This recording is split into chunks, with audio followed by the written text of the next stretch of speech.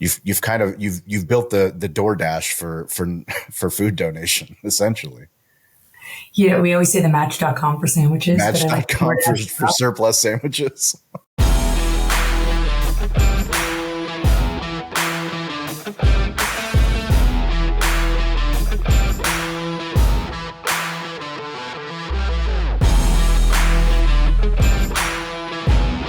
Welcome to Digital Hospitality. I'm your host, Sean Walchef. This is a Cali BBQ Media production. We've been doing the show since 2017. Our goal was, as a business owner, restaurant owner, I felt like I wasn't alone. I thought that there were other restaurateurs, technologists, storytellers, business owners that I could connect with. That's where we started a podcast. And here we are 8 years later. If you're new to the show, welcome. We are grateful. If you are a regular, thank you for listening. Thank you for subscribing. It truly has been a journey to have so many incredible people, not only on this show, but to meet them in real life at all the different events that we go to. So thank you. We are grateful. We believe that all businesses need to be digital first, especially brick and mortar businesses like restaurants. We also believe that every business is in the hospitality business, whether they know it or not. Today, we have Kimberly Smith. She is the CEO and founder of a technology company called Copia. She is solving food waste. Food waste is something that we don't talk enough about, but anyone that is in this restaurant community, we know what happens in our restaurants. And Kimberly is here to highlight not only the problem that she identified, but the technology that's helping not only solve it, but help us make a little money and get some tax breaks along the way. So Kimberly, welcome to the show. That's right. Thank you, Sean. I'm thrilled to be here. By the way, real quick, out of respect, I need to clarify, I'm not the founder. You're not the founder. But I came on through the journey and have helped with the transition to being a digital first company. Digital first company. Well, let's start with the founding story. Tell us, how did you get involved and why does Copia exist? Yeah, well, I mean, I think you nailed it. There's more surplus that exists than there are mouths to feed.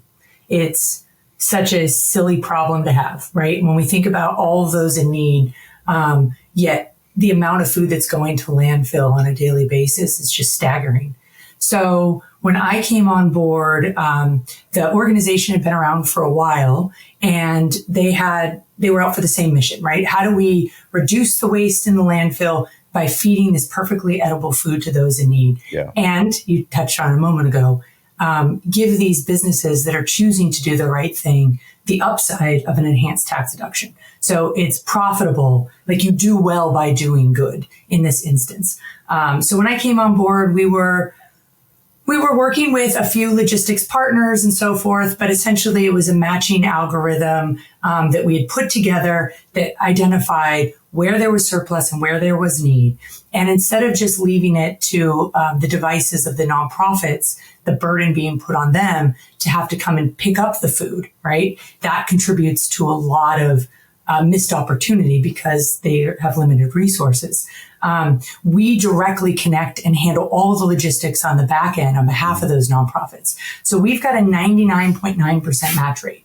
Wow. So if you have surplus food, we will find it a home and we will find everything from, of course, shelf-stable pallets of food, single SKU iceberg lettuce, semi-trucks worth, down to a catering tray of lasagna, which is the hardest, of course, to match, to understand those needs.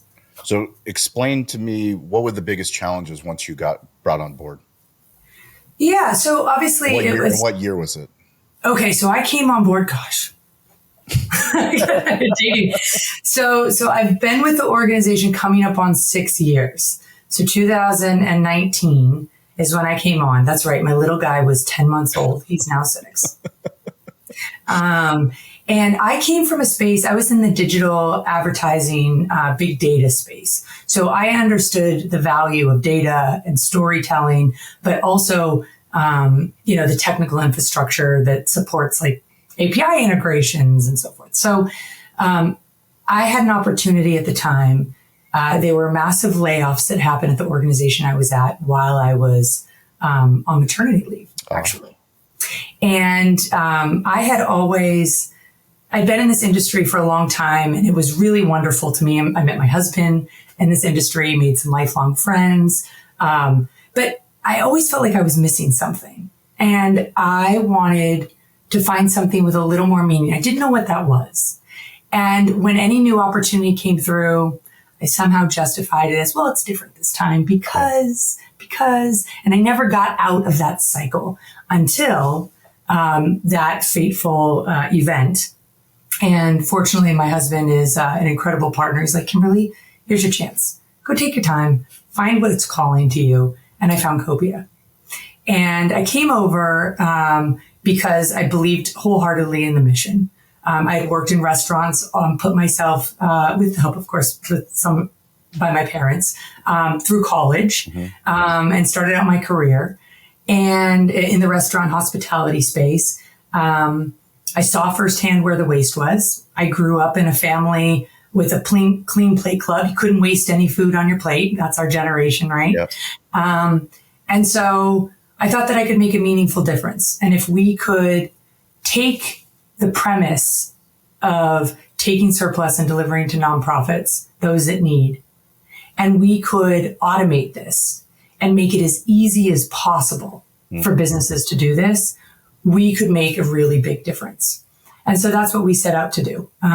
We built the first fully automated redistribution platform that ensures all food gets properly matched and delivered to nonprofits. We give all of the data on the back end to the businesses, and so that they can share their impact, which is incredible, and be able to take that enhanced tax deduction. So that's what we did. We've automated the whole process because at the end of the day, if you want behavioral change, you need to make it easy. And that was probably the biggest challenge that I had when I first came on board. How do we make this a no-brainer for businesses? Do you feel like you've gotten there? Yes. Yeah.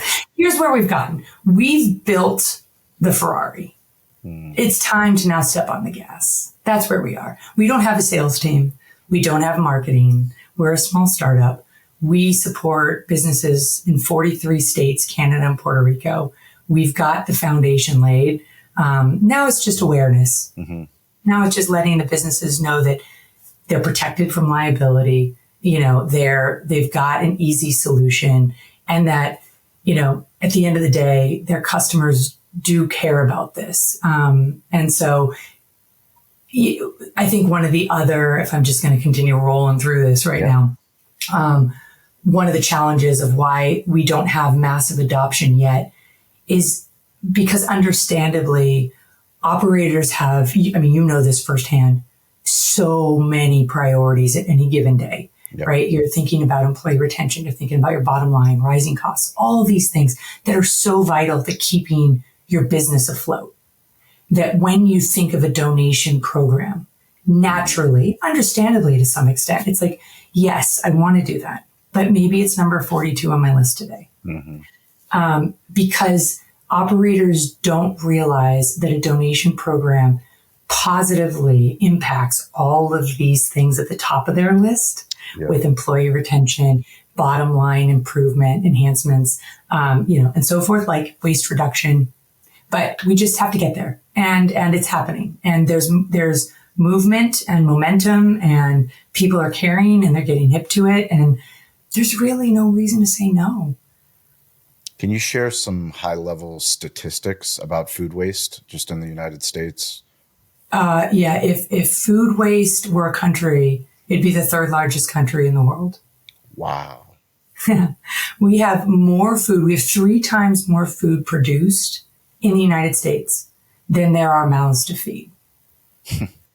So when we think about the federal funding cuts that recently happened, I'm grateful to Danny Klein and the FSR team. They published an op-ed piece that I wrote about the federal funding cuts and how this is hunger is not a political issue. This is not, a Democrat or Republican conflict. This is a human issue. And when we cut subsidies for those that rely on them, the burden goes elsewhere, right? So now, without that support, families are going to be looking to local organizations to help offset. And the interesting fact is that the largest profile of individuals that receive SNAP funding are actual hourly wage workers. And the hospitality industry is one of the largest industries that employs hourly wage workers. So if we have the food, it exists. We can take that surplus, not to say that we're not going to create net new food, right? Because we're not solving all the problems with trays of lasagna, but we can build a meaningful foundation that we don't need to rely on all the subsidies to create that net new. That baseline's there, and then we can offset and fill where it's needed. So I think that there's a massive economic opportunity as a nation as well to really invest in this.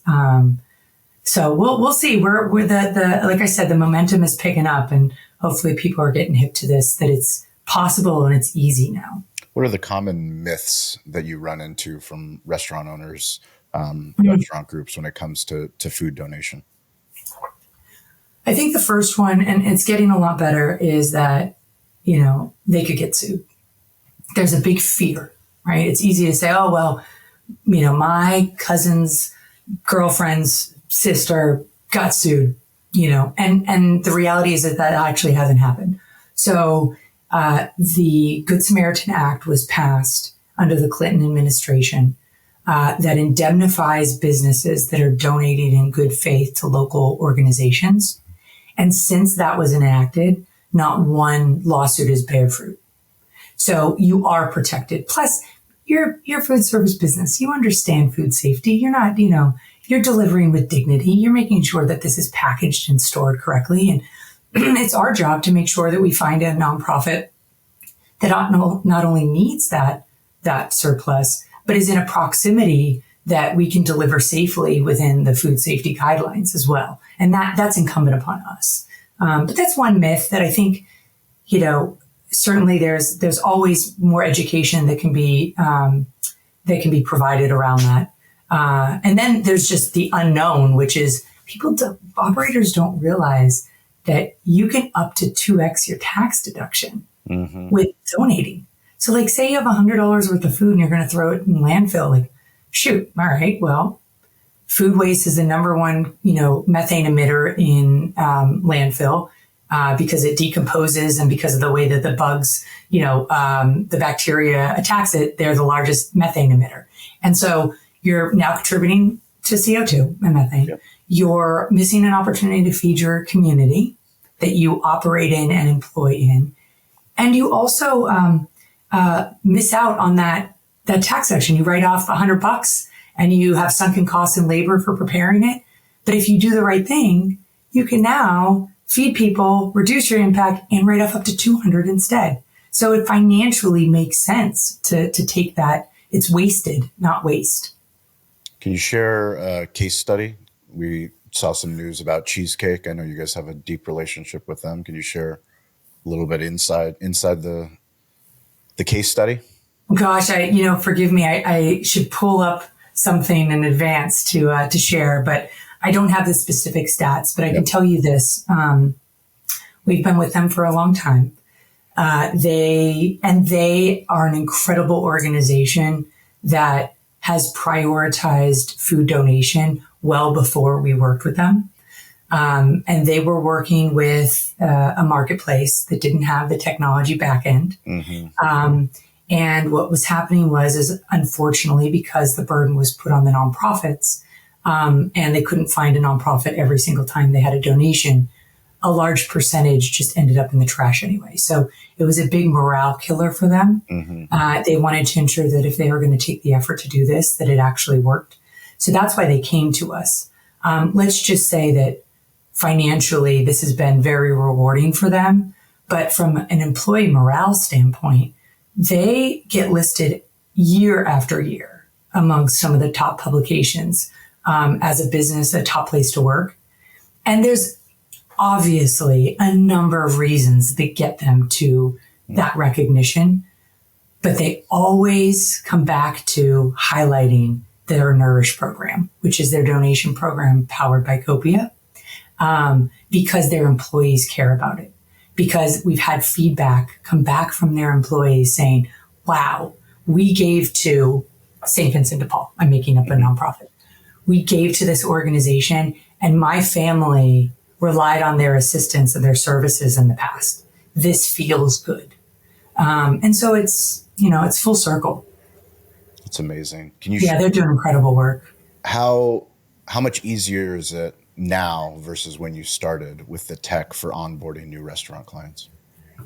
Oh, if you would like to download our app without all the bells and whistles, thanks for the plug, Sean. Yes. Go Copia is our app. I mean, we'll put a link in the show notes for sure. Great. Thank you. Yeah. If we've got coverage in your area, you can donate that day.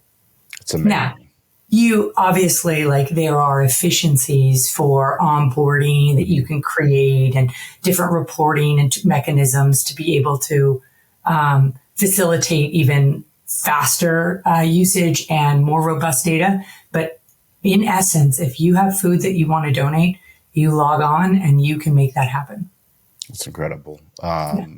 Share a little bit more about the tech that drives the real-time donations and understanding. I mean, you've built the DoorDash for food donation, essentially.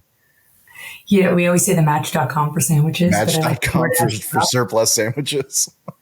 I have to say, DoorDash is actually one of our partners that makes this happen. Cool. Yeah, they're awesome and they're committed to this. And that's what allows us to scale. Yeah. And that's what allows us to be able to say, hey, you're in Drake, Massachusetts, and we're signing up and we want to get this to a nonprofit. We have coverage because DoorDash has coverage and other third-party delivery service providers are there as well. So we're basically a three-sided marketplace, but because we have a matching algorithm in place, it's not so marketplace-esque because we already know where the demand is. In a typical marketplace structure, you need to find the surplus and you need to find the demand, or it's surplus in this instance. Mm-hmm. But we already know where the demand is. So we have it in real time. We work with thousands of nonprofits across the United States. They all have to be 501c3 because at the end of the day, again, that tax deduction is a driver with making this work. But they can be after school programs. They can be women's abuse shelters. They can be homeless centers. They can be food pantries. They can be church organizations. They log on and they create profiles. We are non-exclusive network.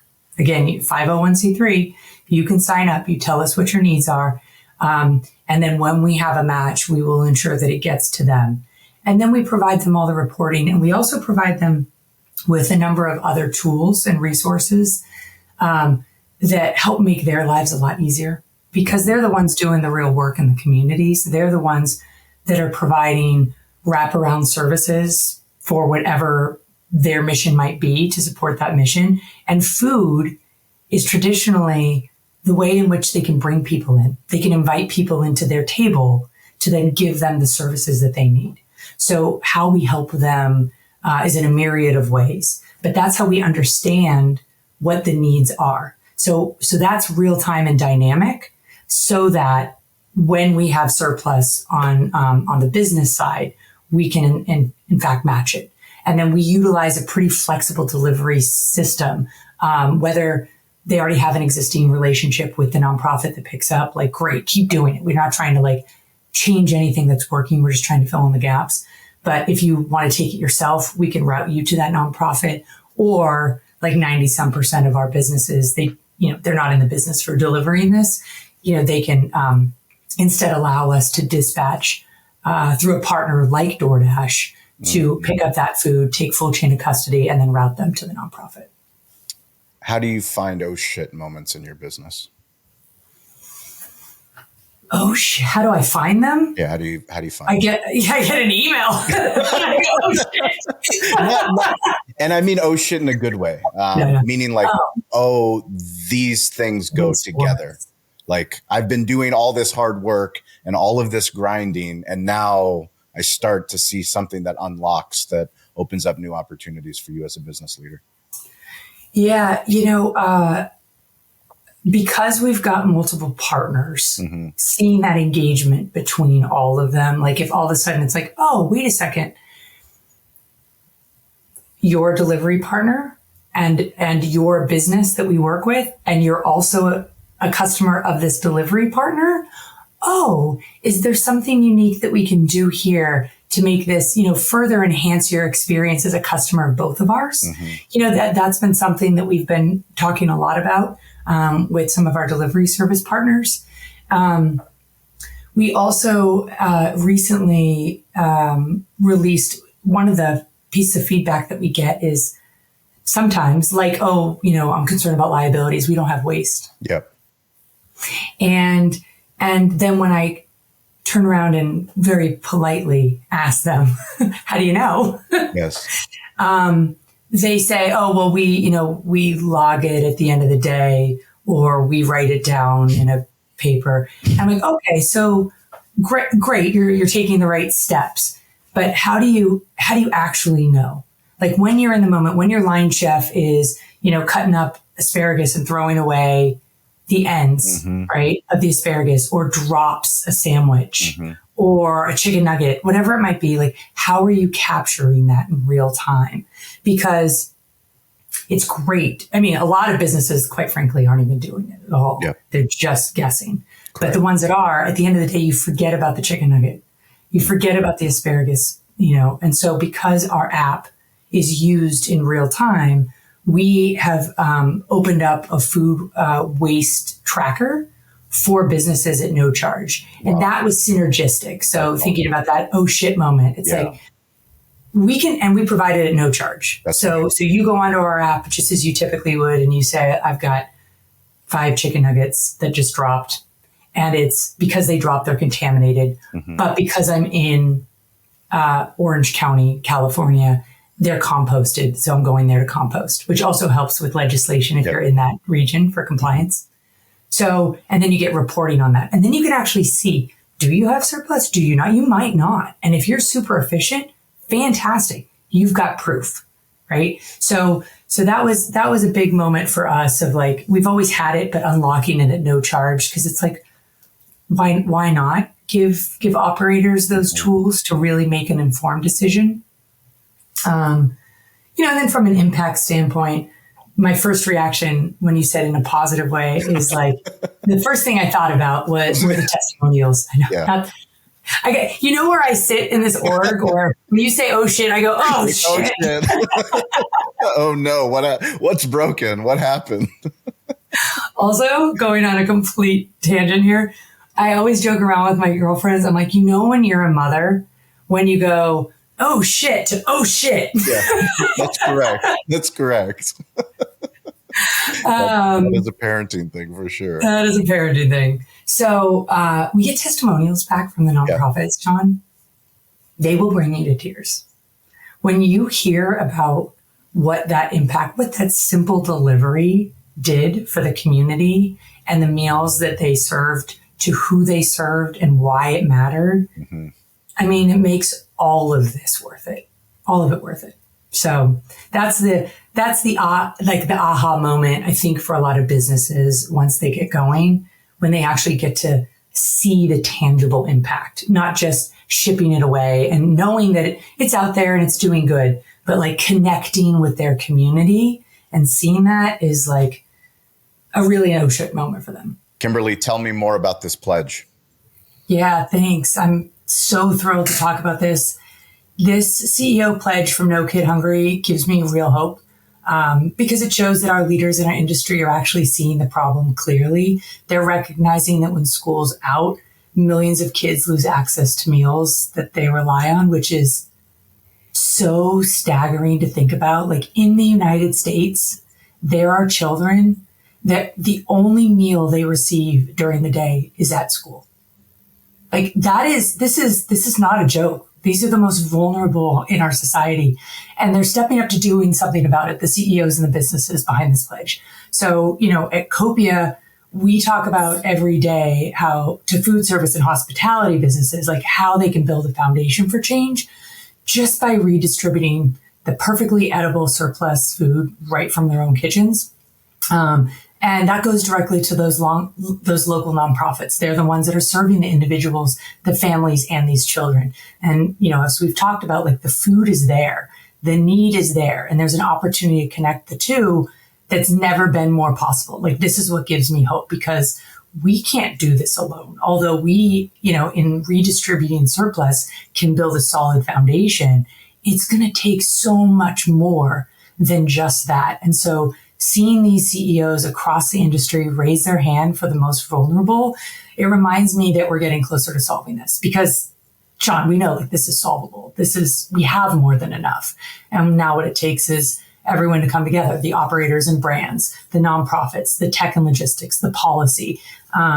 So anyway, there's a massive kudos from me to these CEOs and businesses right now behind this pledge and the incredible work that No Kid Hungry is doing. And, their commitment matters. So I'm really, really hopeful for what's to come.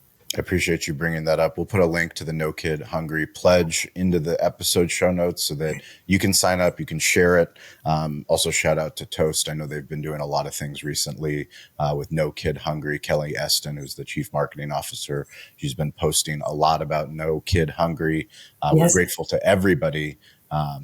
Yes, it doesn't make sense. We live in a beautiful country, and to think that there's children that they have to go to school to eat is unacceptable, given the problems that we have with waste as well. That's right. Thanks, Sean. I'm glad you asked about it. It's a big opportunity, and I'll give a shout out to Kelly as well. They're doing amazing work, and she's incredible. Is there anything that you've drastically changed your mind on as a leader? Something that you believed when you started that? Yes. I thought that we as an organization should be going after we should be prospecting how we can support grocers. No. Really? Yes. I went in going, they've got the most food. Yeah. They've got the most waste. We should do this. The reality is that the technology that we have built is much more sophisticated than redistributing shelf-stable surplus. We take highly perishable prepared food in small quantities, and we route that to nonprofits. Like that's where the opportunity is. And the majority of the waste that happens, small businesses make up the majority of the restaurants and hospitality industry. And they're the ones that need the support. And collectively, the impact that they could make is far greater as a whole. So that was the moment. Like that's not where my focus is anymore. I mean, of course, we're available. We work with like produce manufacturers or distributors, and they'll call us up. And I use the example of like, hey, we've got a semi truck with single SKU items, and it's iceberg lettuce. I mean, literally, that's what's top of mind right now for me. We can find that at home, but that's kind of easy. To some extent, it's, where do we find that tray of lasagna, that bag of lettuce, and, a case of apples? Right? Where do we go there? How do you get in front of more catering operations and food vending operations? Because I see a drastic need in that space, given we operate, Cali barbecue. We've done restaurant service from our restaurant. We've done QSR. We've done food vending. We've done catering. But like, when I heard about your platform, when I learned about Copia, I'm like, there's been so many times where we did a catering for 1,200 people. And as anyone knows that's put on large scale events, no one's ever going to, you get, 1,200 RSVPs, but 1,000 people show up. So you've prepared food for 200 more people. And chances are we probably made food for 250 people. So it's like, where does that food go, and how do we get more caterers and food vendors to know about this? Yeah. And you can't run out of food, right, Sean? No. Like you can't. No. Cali barbecue. Now, granted, I wouldn't be surprised if you do every single time because you can't. As you know, we have a digital hospitality podcast. We believe in technology, but like one of the biggest things you do as a caterer is like people have paid for the food. You want to make sure that you have enough food to serve the wedding, or you have enough food to serve San Diego State and their family event where all these people are flying from in and out of town to come and try your barbecue and then go to the football game. Like, you can't run out of food. But then what do you do once there's too much food? I don't know, Sean. How do we let everyone know? Well, we use Copia. That is what one of the things that I love about the work that we do is that we get to find best in class technology. We get to try it, we get to use it so that we can share the story. And it's been, an absolute incredibly impactful experience working with your team, using the technology. Eric has been on the front lines, helping set up the system, and Howard, and we're truly grateful for the partnership. And our goal with this show and everything that we do is to let more people know that it's available. Well, we are honored to support you guys. I mean, nothing like getting some delicious barbecue as a surprise treat. For sure. And you think about too, like, a lot of these organizations are, have a set budget and they're buying food and they're doing their best to create, meals for their communities. And all of a sudden they get Cali barbecue showing up at their door. It's a good deal. It's a pretty good day for them. It's a pretty good deal. Yeah. And by the way, Eric's amazing. The team, Paige and the team love Eric. He's always on top of it. Your kitchen staff, by the way, I had the pleasure, I think you know this, of meeting your kitchen staff. They were all fantastic. They let me wash the dishes. You did a phenomenal job. Tell us, Kimberly, what's next? Like, what are you looking at in 2025 and beyond? Yeah, it's really stepping on that pedal, right? Like, that's stepping on the gas, like getting businesses to know that it really is that easy. It doesn't, just because we're technology, it doesn't require a massive integration and bringing in various stakeholders. Like, sign up. Yeah. Let's go. And we're available to your team as soon as you're ready to donate. And even before, right? If you have set up questions and so forth, like, it's so easy that it's just silly that the industry hasn't embraced this. Mm-hmm. And the industry alone can solve this. We can solve this problem together.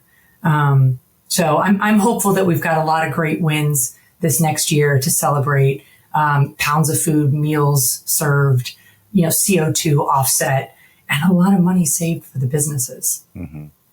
Because let's be honest, it's not easy out there right now. It is. Yeah, I mean, we're fortunate to have lots of friends in lots of different places that work all across the industry, from restaurant owners to the restaurant staff to the vendors like the U.S. Foods of the world. It's just tough. It's tough out there for lots of people.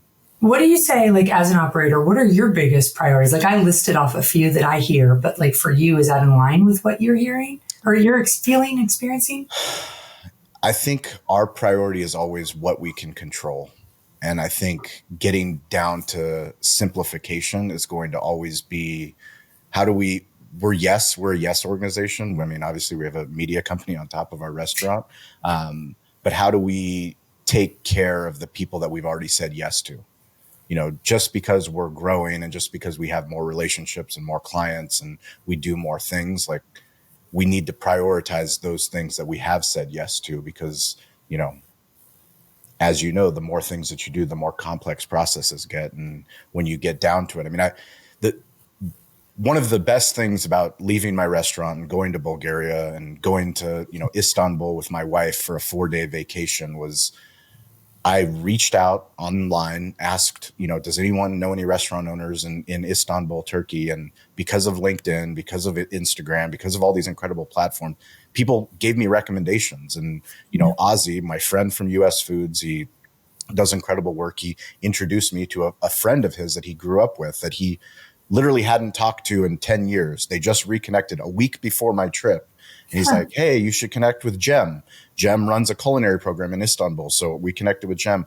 But we go over to Istanbul, me and my wife, and he takes us on a tour of Istanbul, like literally the best restaurants, the best baklava shop, the best spice shop.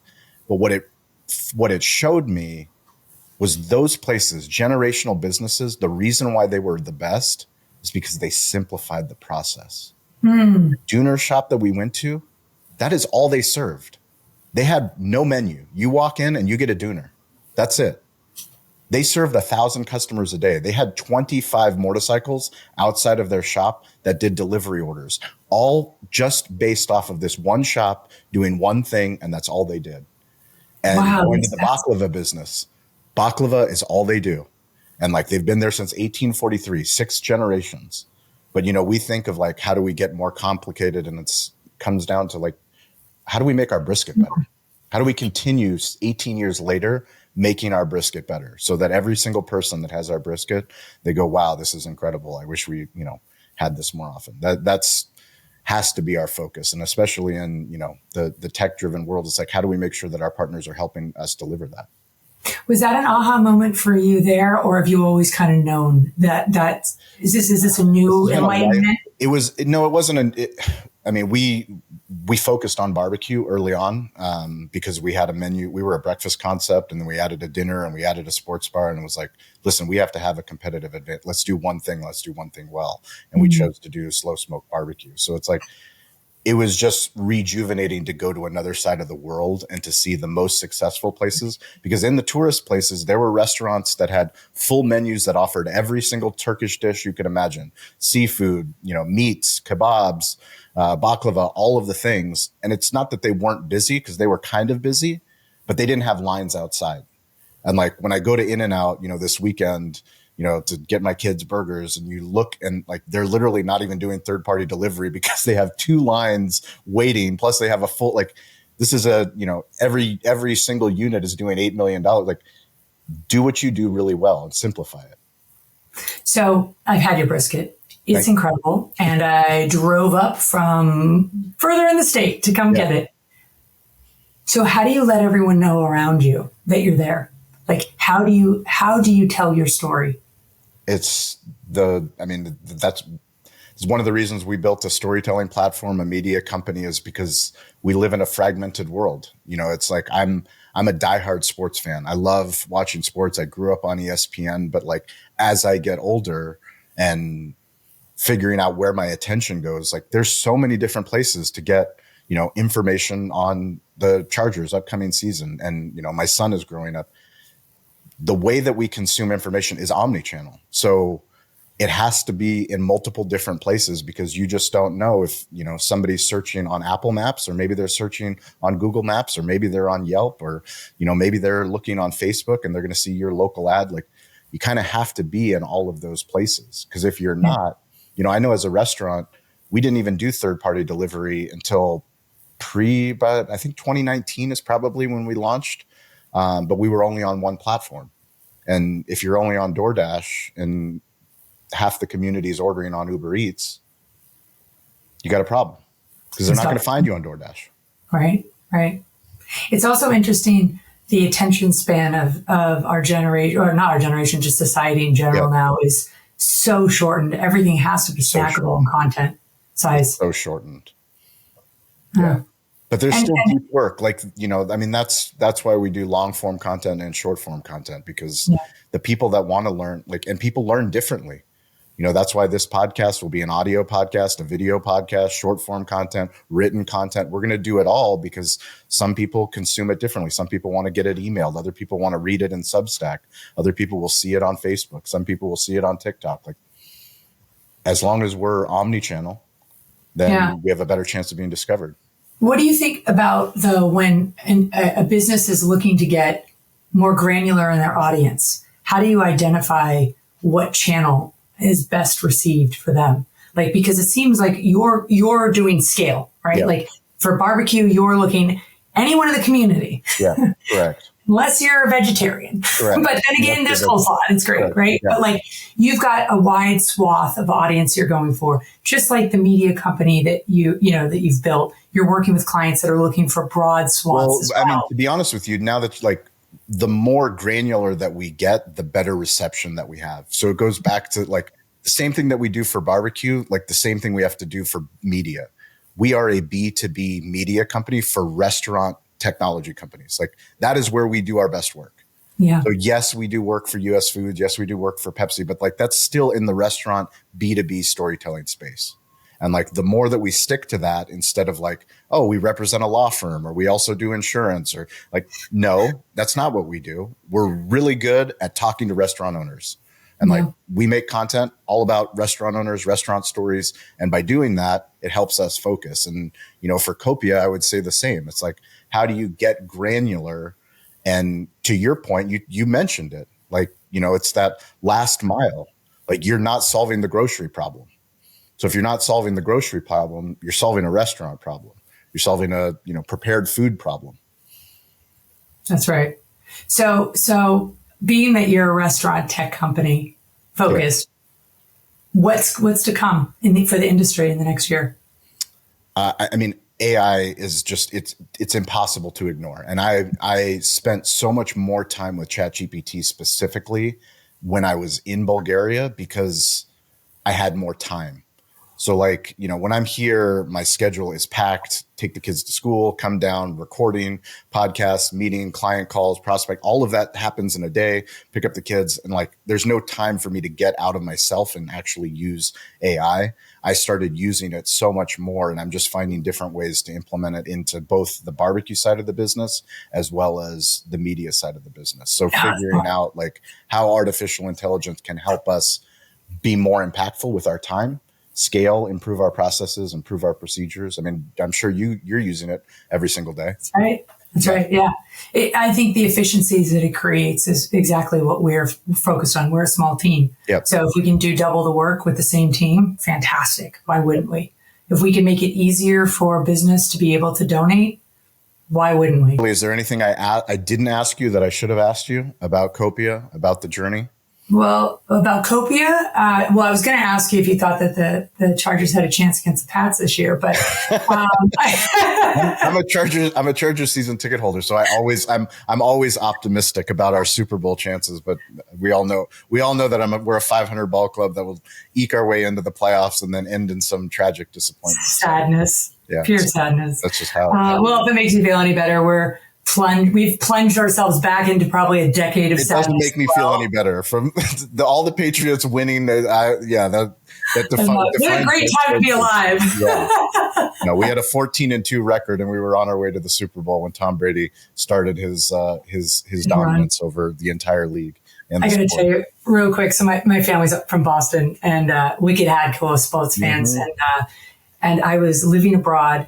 And it was 2003, and it was when the Red Sox won the World Series. Yep. And it was before, right? I'm trying to think. It's when they lost to the Yankees. Yep. Yeah. And I called my father. I'm watching from Australia. He's back in the States, and it's like, I don't know, 4 a.m. in the morning. I call him, Dad, we're gonna do it. No, so.